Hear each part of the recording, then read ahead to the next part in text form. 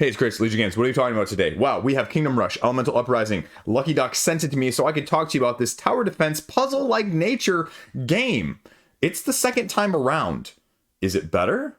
Is it worth getting? Who's it right for?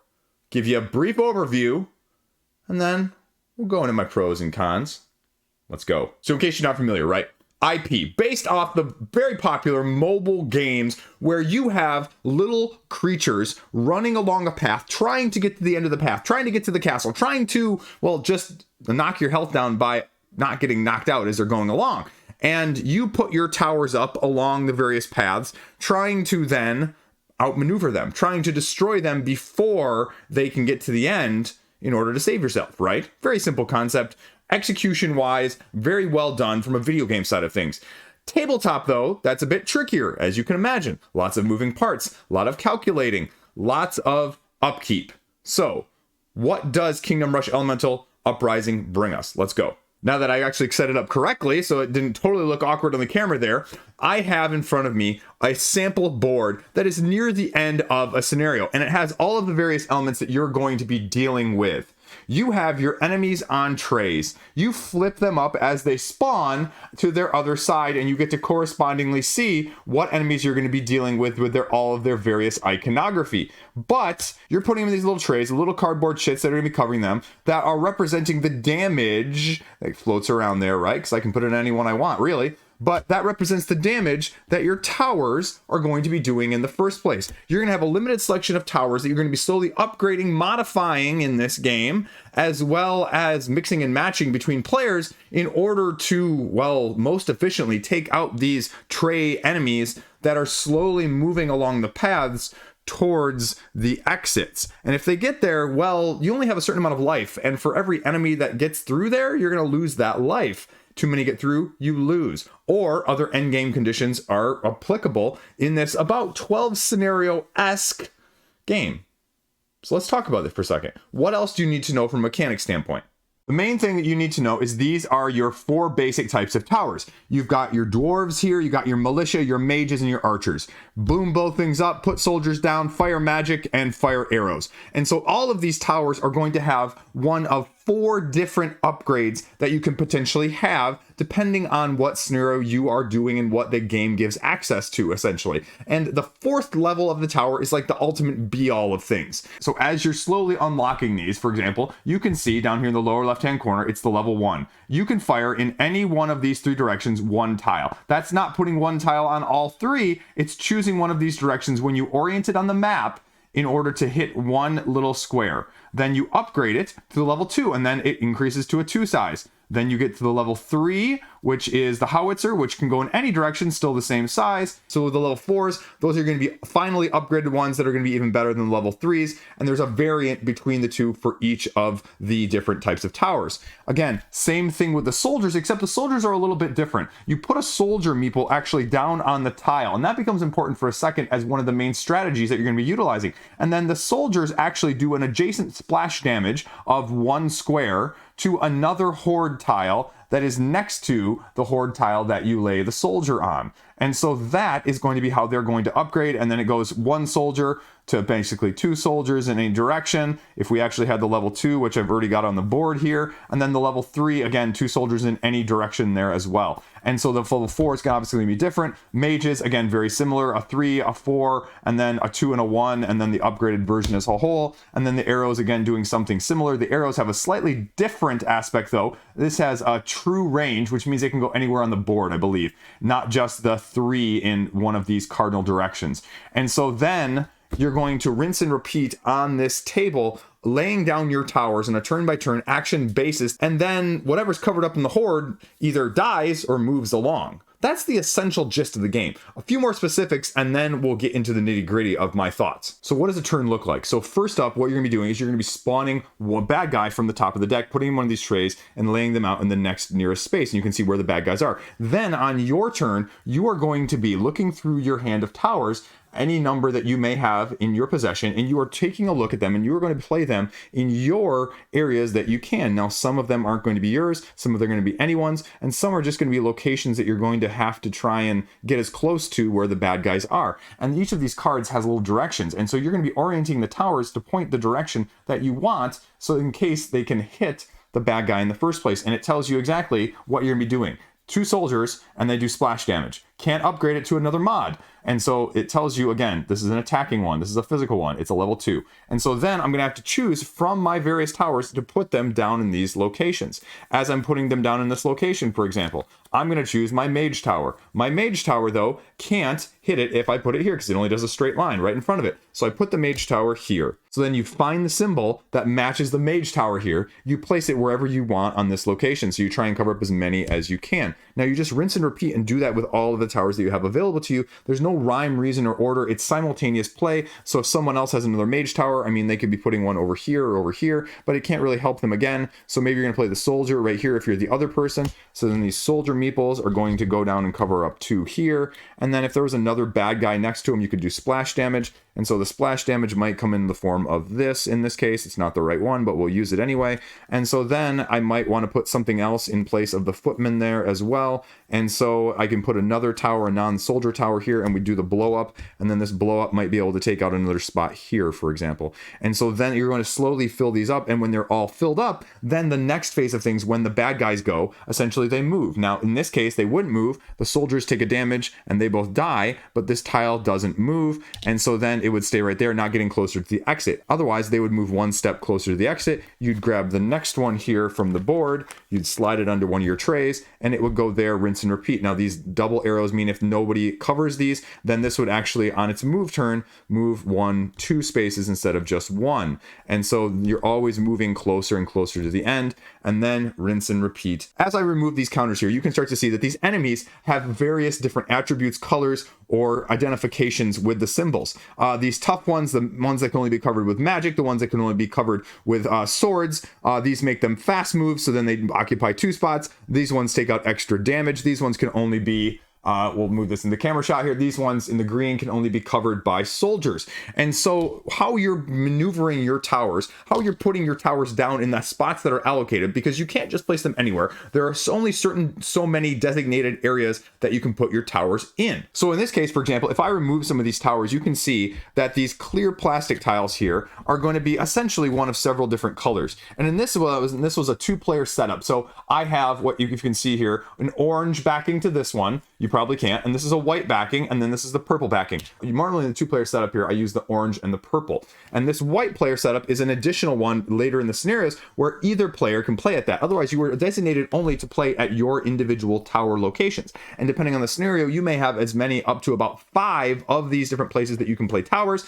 Towers, though, are very nice because unlike, sort of the mobile game, you can actually place 2 towers in a location, a infantry, the soldiers, as well as something else that shoots. And so that's really going to be a key tactic because otherwise you're going to run out of spots. Now, the other tricky part is, right, you only get so many towers at the beginning of the game. Each scenario will tell you exactly how many of each of the 4 types that I showed you you're going to be having available to you, anywhere from like 4 to 6 potentially in the beginning scenarios. And you may have a smattering, a menagerie of several of one type. You may have a little bit of everything. You may have all level 1s. You may have even a few level 2s. As I mentioned, those level 1s and those level 2s, they can be upgraded to 3s and 4s. Level 1s and 2s can be bought as you defeat these bad guys. For example, you'll see that they have coins and crystals on the back. And when you defeat them, well, you can either get either or in this case, or for this one example, I only get a crystal. Crystals you can use to buy the towers to get more towers in general. And so 1 crystal gets you a level 1, 2 crystals gets you a level 2. You can't buy 3s or 4s. Well, how do you get 3s or 4s, Chris? Well, you get 3s or 4s because if you decide not to use a tower on the board, well, 1, you just might run out of spots, but then 2, you might also say, I really don't see a great use for this one. It's not really going to affect the game state overall, and it's really going to benefit me actually to pass it to my partner. Yes, that's actually how you get level 3s and level 4s, is you have to pass them to your partners or partner, depending on how you want to play this game, because it does play 1 to 4 players. And so that's going to be the dynamic that you're going to have to deal with. And we'll talk about that a little bit more in depth in the pros and cons. But you pass them and then they get upgraded. So if I pass you a level 2, you all of a sudden on your turn now have a level 3. That level 3 doesn't come back to me. If you pass me that level 3 on a later turn, I get to upgrade it to a level 4, potentially. Not in all the scenarios. Level 4s aren't always unlocked. And so as you go along, you build up these towers, you buy more towers. The coins, though, are the different currency here, as you get modifications for your towers. And they give you a huge thing of iconography for about 10 different mods that you can use to upgrade your towers. And some of them can be upgraded, some of them can't be. If you look here, for example, you'll notice that on the right side of this card, it has a little can't do it symbol, can't be modified. If you do, or you are able to modify it, it has this symbol on that side. So you can see right there which you can do, and they can do extra damage, they can give you bonuses, they can give you passive, they can give you additional resources, a slight twisting of all of them. And so that is the nuts and bolts of what you're going to be doing on the board itself. Now, let's talk also, though, about your individual characters, because characters are coming in this game, and there are 5 in the base game alone, with a few other add-ons and additional characters in expansions. And the gist of the character, you get your little miniature, and they sit right here, and you get to play your miniature card to activate your hero. And they start near the exit of the game board in the first place, but you can gradually move them across the board, utilizing however many movement spaces they have, because on your turn, you get to move them as many spaces as you want, onto a horde, next to a horde, not on ending on a tower, but anywhere that behooves them. And so the tricky part is you can actually block squares and spaces with these heroes in order to essentially help you defeat the tiles. Similarly, we'll talk about here the soldiers again, because if you ever have one of those at the time that the horde moves, after you've played all of your actions, well, you know what? If they're dead, great, they're dead. But either way, if they're not dead or they're dead, everything on it takes a damage. And so if you can get damaged, well, you'll notice I only have 3 health points. And so soldiers are just removed. They have 1 health point. These guys, your heroes, are going to get kicked off to the next available nicest area, essentially, if they are still alive. However, if they're not alive, then they get completely shunted back to your board, and that's a whole nother reset. But why you would do that is, well, if there's also a miniature hero or a soldier on a tile like this, the tile doesn't move. And moving is the lifeblood of these guys trying to get to the end. And so if you can halt that for any way, shape, or form, that becomes very, very nice and very strategic. And so self-sacrifice is definitely a thing in this game. Now, with your other basic hero board here, you'll see it runs you through the basic turn sequence. It tells you, again, how far they can move. It keeps track of your health. And then over here, especially at the player counts lower, you're going to have more availability to these powers. And there's level 1 powers and there's level 2 powers. The one nice thing I'll say here, just in this portion of the video, is that at the lower player counts and even at the lower scenarios, it just says, use the abilities. And who doesn't like using abilities? Like, I hate it when abilities are locked behind walls and you have to unlock them sometimes. It just becomes, just give them to me. And so this game actually does that. I really like that. And so what you have essentially here is you've got 2 different powers and you flip them over once you've used them, because the other thing that you can do on your turn is you move and then you either rest, regular attack, or special attack. And so these are my 2 special attacks. I get to lay down 3 individual tiles of special attack, then flip it over, stay frosty, or then I can put 1/2 magic ability here on each different horde, up to 3 of them that have already taken damage from me. And how they take damage? Well, here's my basic attack, where in one of these 3 directions, I can put on a 2 and a 1. And so that's going to be my special power. Resting allows you to flip all of these over again, and then rinse and repeat. And so that also potentially happens if your hero gets knocked out. You lose a whole turn with them as a whole. And so when the timing of how you're going to use them and when you're going to block stuff off on these hordes becomes very important, because they block 4 squares for you and they block anything. Because like I said, with some of those other symbols and some of those other areas, only certain things can be blocked by certain things, and you just may not have a tower that is going to be able to get it in time. So it really becomes important from that aspect. Now, I mentioned that there are scenarios. There is a plethora of scenarios here.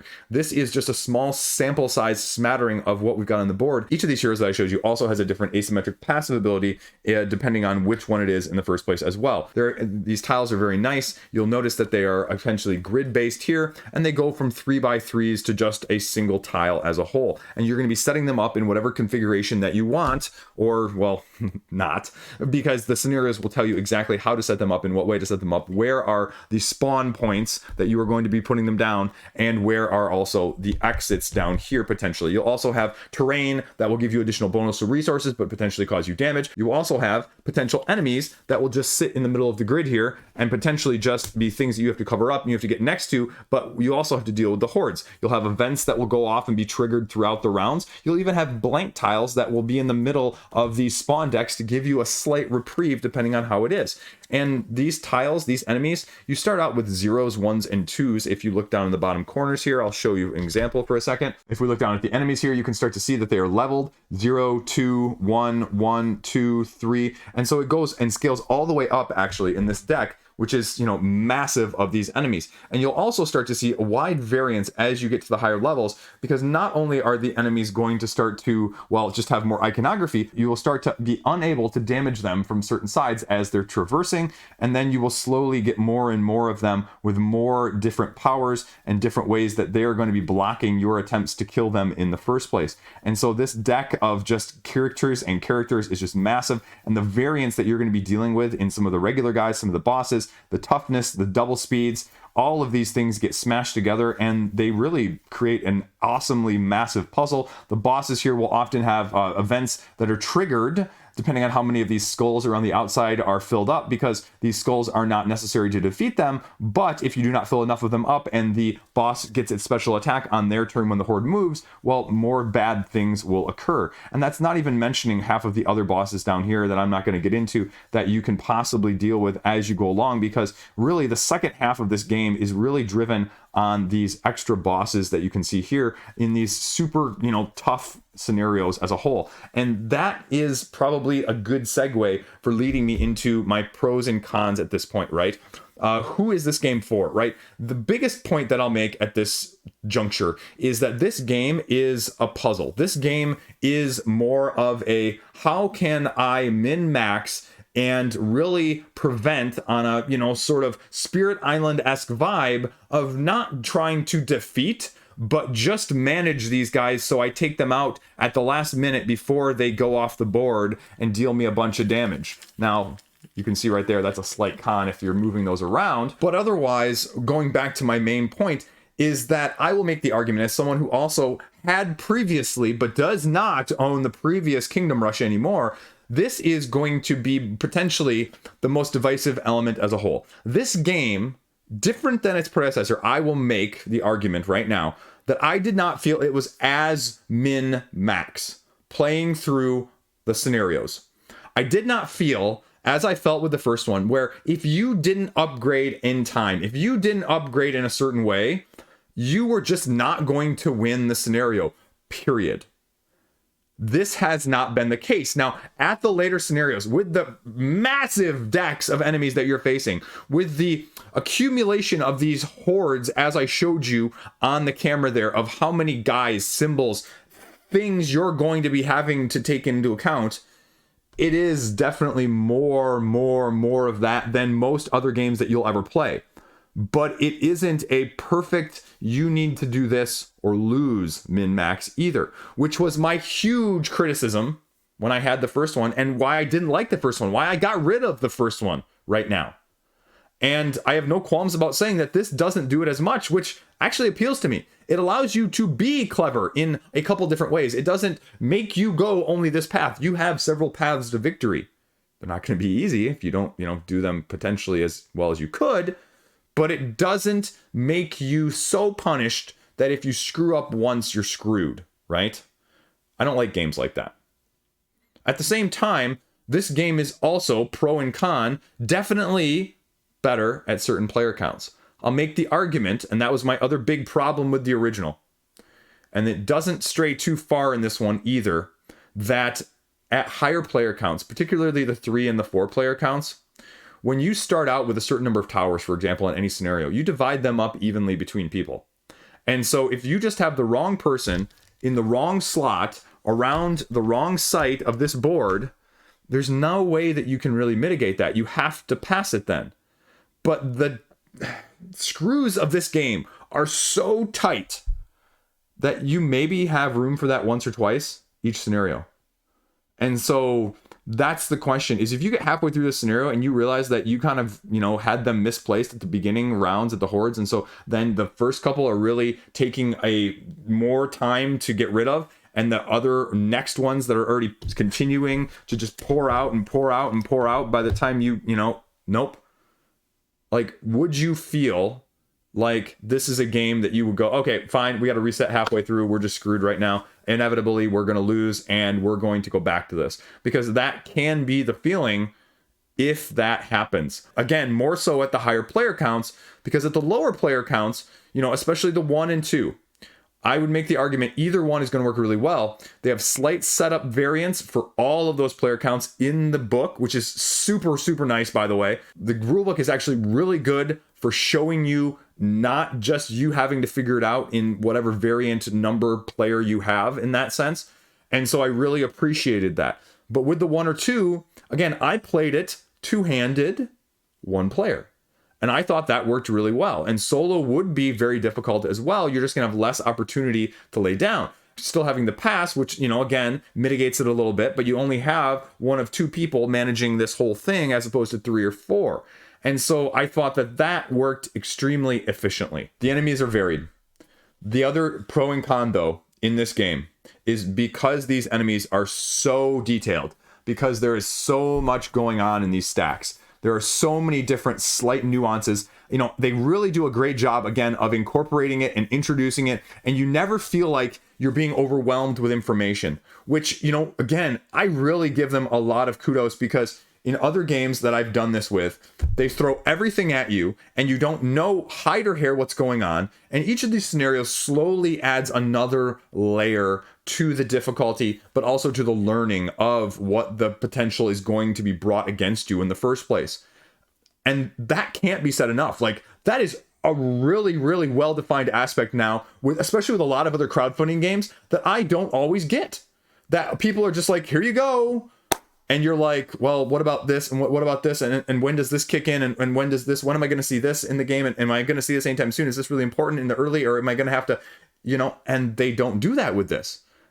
And I am just so appreciative for that, because it makes it so much easier to get set up and to know what's going on in this scenario. Laying out how the boss works very explicitly, how the boss's turns are going to differ. And these reference cards with the helpers to the abilities of the positive effects that show up on the board, to the negative effects, to the enemies with their special attacks. All of this is just so individually laid out. The individual scenarios of how the turn order is going to change and what you're going to be having to take into account as these scenarios advance and get more complicated. Again, it's just laid out extremely well.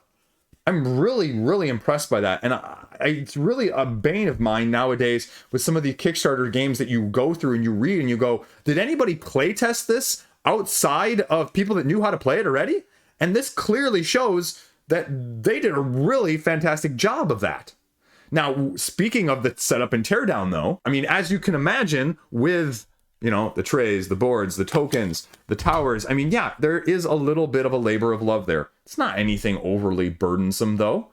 I didn't think it was. And if you're like me, you just put all your tokens in the same bag, your singles and your not singles, and you just call it good at the end of the day. And that's probably one thing I'll say, especially if you're going to play this at the 1 or 2 player count.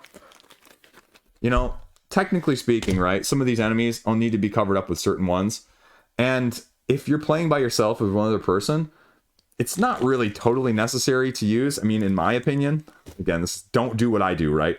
To cover them up with the exact one that matches your character. Sometimes it is. And once you play 2 or 3 scenarios, you're going to know, okay, I need to lay this one down in that case. I need to lay this one down in this case. But a lot of the time, too, it's if I'm laying a piece down on this guy, I'm going to make sure whatever it's origining from, right, with like this card is going to be the correct origin.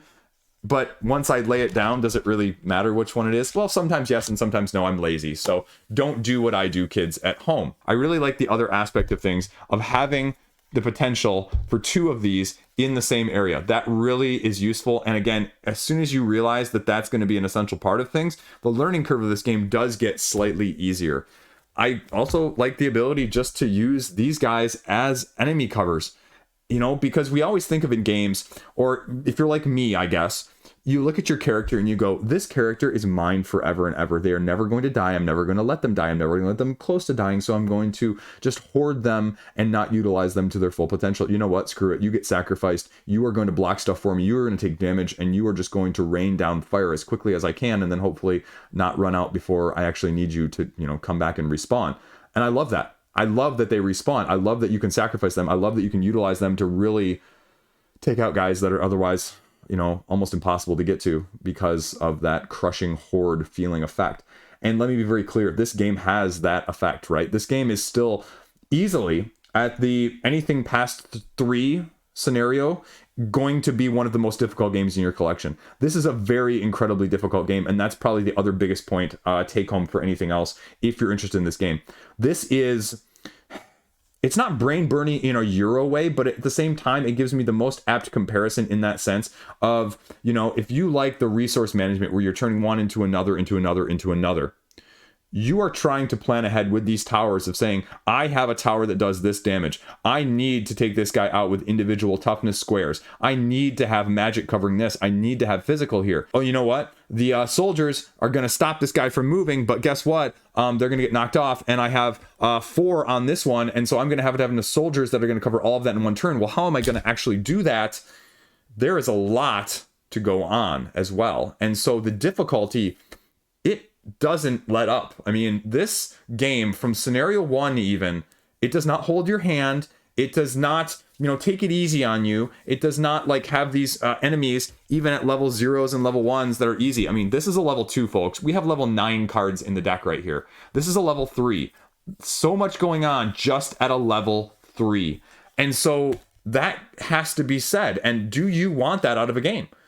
Because that can also be the opposite. It can be frustratingly difficult, as I mentioned earlier, in terms of just, I screwed up, I'm going to have to reset. I screwed up, I'm not going to have a chance at winning this. And again, I guess that gets to a couple scenarios that I played through where, you know, you get to the second to last wave, you get to the last wave and you go, well, I'm screwed, or, well, I won, you know, because some of the scenarios are just survive. Some of the scenarios are, say, take out this bad guy before the horde waves run out. And so not only are you dealing with this, you're just, you know, rushing, rushing, Kingdom Rush. You're definitely rushing at times.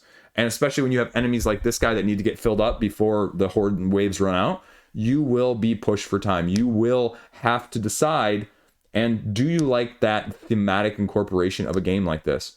It's not a perfect semblance of the tower defense in the mobile setting that I referred to at the beginning of the video. Because of that aspect, because there are more elements of that than the elements of a lot of the other tower defense games that, at least that I played, that were just basically survive most of the time. Almost majorly survive or take out the big bad as he slowly trots through, right?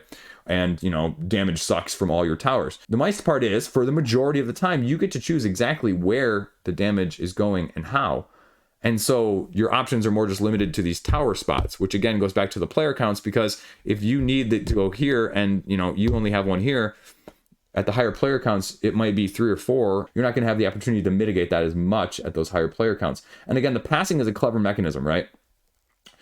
At the same time, there's only so many of several towers, of the lower ones, of 2s and 3s. And so you're going to potentially run out. So at some point, you kind of have to do upgrades, because otherwise you're going to run out of the middle tier ones to be able to get them enough on the board in the first place, which is sort of a blessing curse, right? Like, I like the fact that you can really feel like you're upgrading and getting stronger and having these towers that are all of a sudden, you know, doing more when you're laying them out comparatively to some of their predecessors, you know, with some of these comparatively with the militia or even the mages, right? At the same time, I just wish I got more of the best stuff. I will say that in a lot of these games where I really wish I could just get a lot of the cool stuff a lot sooner. And you'll have the opportunity to use it, but it's so difficult to time it wise appropriately in this game. That's going to be the biggest barrier from that aspect. And that goes to the frustration, that goes to the difficulty of, when can I actually afford not to put a tower down? And truth be told, it's hardly ever, which again makes it even more difficult to say, I'm not going to do damage to this. I'm going to mitigate. I'm going to allow my hero to get knocked back out of damage range, or out of the lava pool range, or, you know, off of a sheet where I needed to just stop that sheet for that turn, so I can regroup and maybe potentially have a little bit better chance next round. But these enemies are just relentless. And so it definitely thematically incorporates it from that sense of just unending, never having a break. And, you know, anywhere from like 2 to 4 plus areas where they're spawning from, even on this size of map, which, you know, again, always leaves you on your toes. Is this game going to have super long-term replayability? Probably not. If you're interested in it, though, I'm going to make the argument that who really gives a flying fruitcake, right? Because at the same time, these 12 scenarios, especially if you don't get through them on your first try, which after you get to about 2, there's a very good chance that you are going to fail on each and every one, truth be told. That you will have enough attempts, and some of that is just learning how to twist the game's mechanics in your favor. Because there's a little bit of unintuitiveness because we're used to just stomping things out rather than just, trying to eke things out. So if you're familiar with the Spirit Island approach, that's what this game is sort of predicated on in a completely different tile laying, covering up bad guys way, if that makes sense. The scenarios are different enough. Again, once you get past like 3, you will be really doing things dynamically different with the bad guys, with the events, with the setup, with the enemies that are being thrown at you, that I didn't feel like any of them were grindingly not worthwhile, right? Because that's the other thing, right? Like you look at a scenario-based situation and some games will go, we have 37 different scenarios. And you go, well, these 4 are like all the same. And then like these 4 are very similar. And then these 3 are, just slight twists of things. No, I mean, these are different enough that I didn't feel any significant, concern about them overlapping. And I was just doing the same thing, rinse and repeat. I mean, you are, but you aren't at the same time. I wouldn't mind one more, like maybe different type of tower, if you will, from that aspect of things. I wouldn't mind, a little variant in, tech tree upgrades of, the level 1 goes to, one of the 2 different level 2s, or the level 2s go to one of 2 different level 3s or something like that. I mean, they do it at the 4, but something a little bit lower kind of, would spice it up as well. The mods are nice. The mods are necessary. And they are potentially also the make it or break it of which mods you do. But let's talk about those mods because they're stickers. And you put them on and then you take them off. And that's probably the biggest thing I hate as a whole, too, is because I just hate taking them on and putting them off. And I mean, I know that there wasn't a better way to do them, but you don't leave them on from scenario to scenario. This isn't a campaign legacy situation. This is you put them on that round and then you take them off that round too. And so that's probably one of the few cons that I can really say I didn't like at all about this game. The use of them, absolutely. The physical, how we did it though, not as much. And again, with the heroes, as I mentioned, with these individual player boards that have their various hero abilities and their asymmetric passive abilities, potentially on who they are, again, they're nice. You have 5 in the base game, and there is a bunch of expansions. There's some port over from the original that you can have. I think there are like 3 or 4 extra characters with this one that on the crowdfunding that were available that will also probably be available at retail. Going back to that 12 scenario thing that I talked about, right? There's only 12 scenarios, only 12 scenarios, only 12 scenarios. Some people are going to look at that and go, there's only 12 scenarios. If each of these scenarios plays you an hour to an hour and a half, even at the lower player counts, which is, pretty routine, and you have to play, half of them a second time at least to do that, right? You're looking at 18 scenarios. You're looking at, if you say an hour and a half for some of those more complicated scenarios, including setup and teardown, you're talking, somewhat around the range of just under 30 hours worth of game time. I don't know about you, but 30 hours of game time, if I calculated it out, is a relatively significant amount. When was the last time you spent 30 hours of game time playing one game? And so before we talk about, or before we say that this game doesn't have enough replayability, 30 hours is a whole heck of a lot of time to spend playing a game nowadays anyway, with the hype hotness train that our hobby has turned into as a whole. So I have no qualms about saying that this is going to be fine from that aspect if that is one of your concerns. And if it is one of your concerns and you really do love this game, there are expansion content things that you can go pick up additionally. And you know what? If you want to introduce it or just play a one-off here or there, you don't have to play them in order because of those things like I just mentioned about the stickers not being legacy. You don't have to worry about, keeping track of things and going through. It's literally set up and go. For someone, again, as someone who has sort of become saturated with the feeling of, oh, man, I have to keep track of what's going to happen between sessions again. It's nice not to have to do this with this game. So, final thoughts. I mean, I think what they have done, mechanically speaking, Lucky Duck here, I think they have, frankly speaking, overachieved. I think it fits everything. If you're looking for anything closely related to tower defense, there really isn't anything else on the market that captures these mechanics like this whatsoever. There is a hole in your collection for this if you do not have this already. I like this better than the original because I think it's less min-maxing, still incredibly difficult, but offering you a lifeline, a sliver to save yourself with without feeling like you're completely overwhelmed in the Spirit Island-esque vibe of just trying to eke things out rather than trying to squash things like Pandemic, right? Am I going to keep it? You know what? That's a tougher question because ultimately, mechanically speaking, this is very, very sound. But overall, am I having a lot of fun with it? Would I really want to go back and play this, each scenario 2 or 3 more times with slightly different heroes? From that aspect of things, it's like why I don't read books or watch movies that I've seen already. Again, I know what's going to happen. And yes, there is some slight nuance there. And, I do the same thing with Spirit Island or Pandemic. I know what's going to happen. And it's basically a choose your own adventure flavor. Which of the types of games in this realm do you like doing that with? For me personally, I kind of prefer it more with that and the other ones I mentioned. This isn't quite my personal typical flavor. But I think setting my own personal feelings aside, what they've done can't be discounted. I mean, a few small minor nuances here or there, a few small minutia of, trying to keep track of stuff and the tokens and the slight upgrades in the towers and how you're utilizing those.